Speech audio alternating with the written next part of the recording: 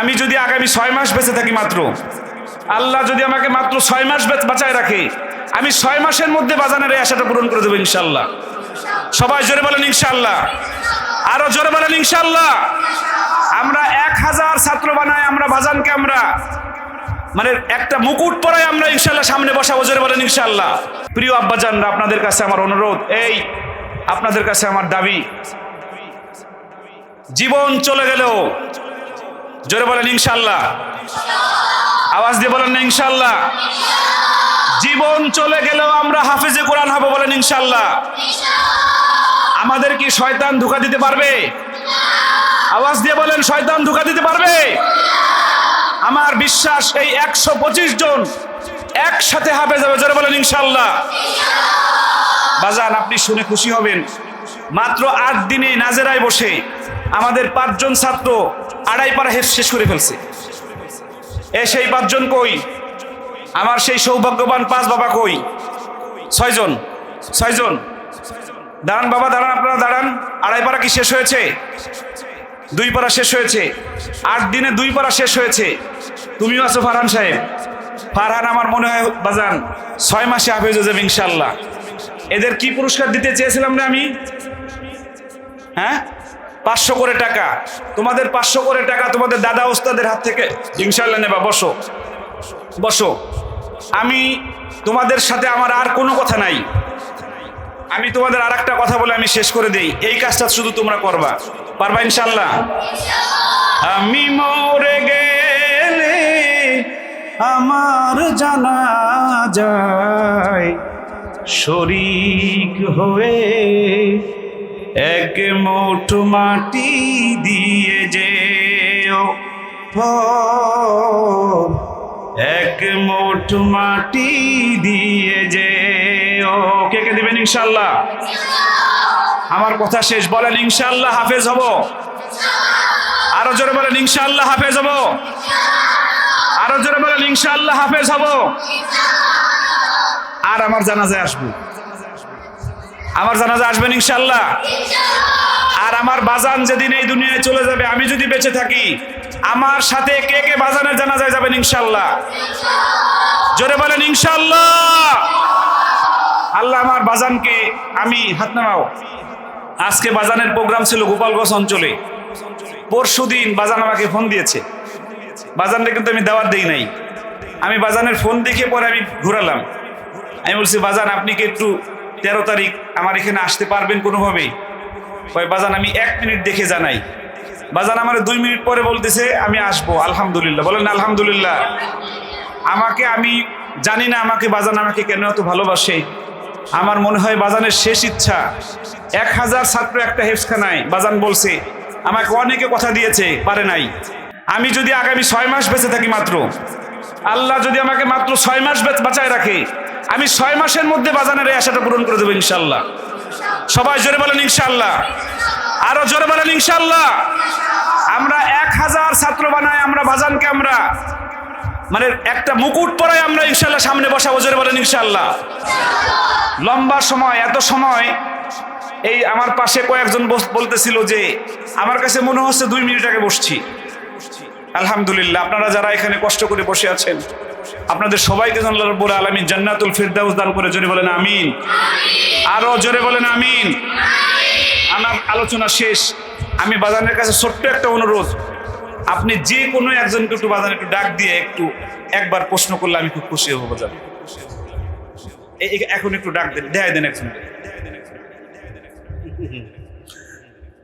আসো, তুমি আসো। এই পিছে তোমার কোরআন শিব নিয়ে আসো, তাড়াতাড়ি আসো। পুরস্কার কিন্তু পাবা অনেক টাকা আজকে, তাড়াতাড়ি আসো। তোমার জীবনের শ্রেষ্ঠ দিন এই ভিডিও দেখাইয়া 50 বছর পরে তোমার ছাত্রকে বলতে পারবা যে আমারে পরীক্ষা নিয়েছিল আব্দুল হক সাহেব, যে বাংলাদেশের সবচেয়ে বড় মানুষ ছিল। বাজান দিন।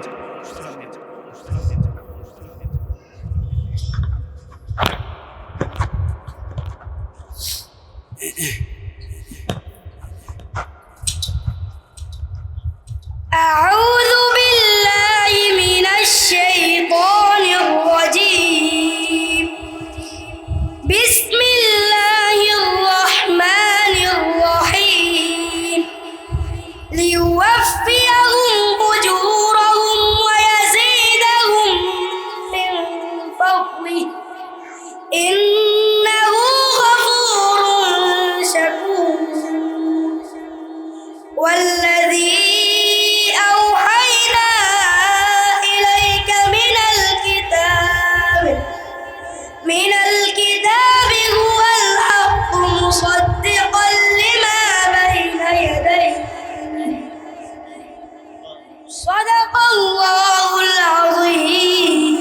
সবাই চিৎকার মেরে জোরে বলেন মাশাআল্লাহ।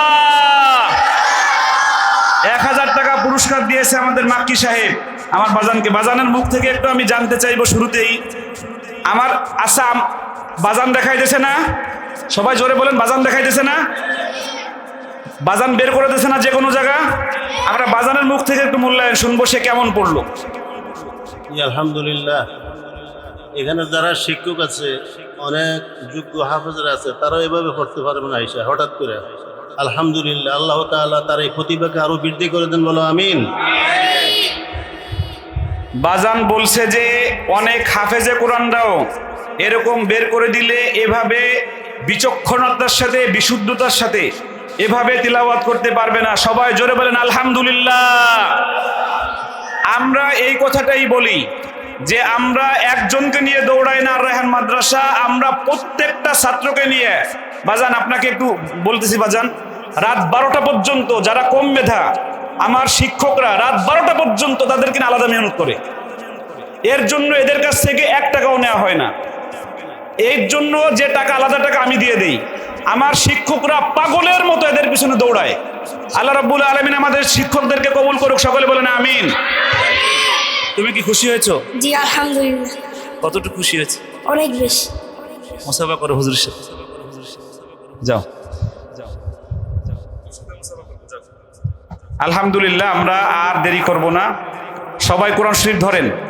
এখন আমাদের এই 125 জন ছাত্রকে একসাথে আমাদের বাংলাদেশের শাইখুল কুররা, বাংলাদেশের সকল হাফেজদের মাথার মুকুট, আর রায়হান মাদ্রাসার শ্রেষ্ঠ মুরব্বী, আমার পথ প্রদর্শক, আমাদের এই বাংলাদেশের সকল হাফেজদের শিরোমণি হজরতুল আল্লাম হজরত মাওলানা হাফেজ কারি আব্দুল হক সাহেব হাফিজাউল্লাহ দামাত বারকাতুহুম এখন আমাদের 125 জন ছাত্রকে হেফজ সবক প্রদান করবেন এবং আমাদের সবাইকে নসিহা প্রদান করবেন এবং দোয়া পরিচালনা করবেন ইনশাআল্লাহ।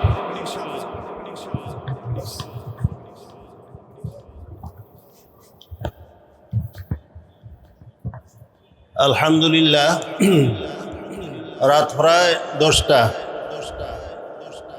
মাগরিবের পর থেকে আমরা এখানে বসে আছি। অনেক মুরব্বীরা বসে আছেন, অনেক ডায়াবেটিস রোগী আছেন।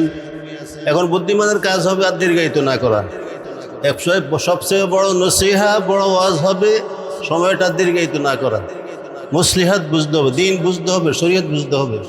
কথা বুঝে আসছে নাকি? অনেকের কষ্ট হয়েছে না? আপনার ভয় পাই না যে হুজুর দিছে, প্রধান অতিথিরে দিছে, এই জন্য কত সময় লাগাই দেয়, অবস্থা খারাপ করে। আমি দীর্ঘায়িত করবো না, ভয় পাওয়ার কোনো কারণ নাই ইনশাল্লাহ, বলেন আলহামদুলিল্লাহ।